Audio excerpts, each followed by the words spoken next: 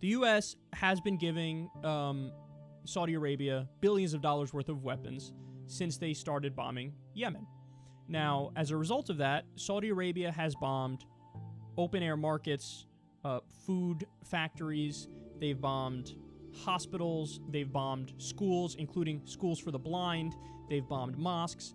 They've taken out civilians, and they did it on purpose. In fact, over 50% of the dead are civilians. Now, not only that, they've used chemical weapons like white phosphorus, that's illegal under international law, and they've used cluster bombs, which are illegal under international law because they kill civilians and can kill people way after the initial bombing. So, all this is going on while Saudi Arabia is leading the UN Human Rights Panel. According to The Intercept, and in addition to an relentless bombing campaign, the Saudi-led coalition has maintained a strict naval blockade of the country, which previously imported 90% of its food, medicine, and fuel. As a result, the war in Yemen has spawned one of the world's largest human-made humanitarian disasters. UNICEF reported in May that more than 21 million people, nearly 90% of Yemen's population, are in need of humanitarian assistance. 14 million people lack sufficient food, with more than 320,000 children under 5 years old at risk of severe malnutrition. This is Nora. She was an 8-year-old American citizen who was killed in Yemen by a U.S. drone strike under the current administration. The only thing she was guilty of was having the wrong father.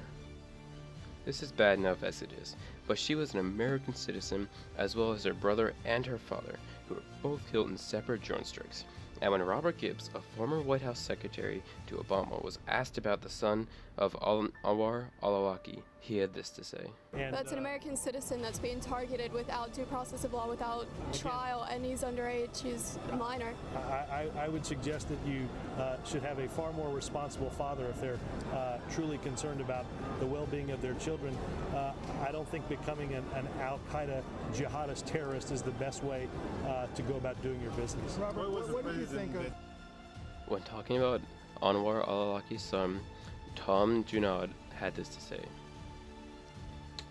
He was a boy who knew his father was on an American kill list and who snuck out of his family's home in the early morning hours of September 4th, 2011 to try and find him. He was a boy who was still searching for his father when his father was killed, and who, on the night he himself was killed, was saying goodbye to the second cousin with whom he'd lived with on his search and the friends he'd made. He was a boy among boys, then a boy among boys eating dinner by an open fire along the side of a road when an American drone came out of the sky and fired the missiles that killed them all. Now, why would the United States of America be involved in such horrible actions? I mean, after all, I hear in the news that we're supposed to be the policemen of the world, so why would we do this?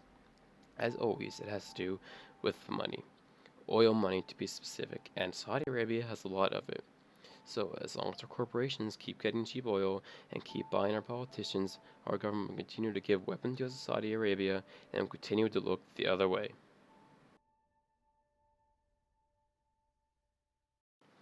Yemen, I feel, is one of the most important issues facing the world today. And I think that the way that we respond to it will say a lot about who we are and of our values. It is important to stand up to our government who is doing these terrible things with our money in our name and demand that we change course before it is too late for the citizens of Yemen.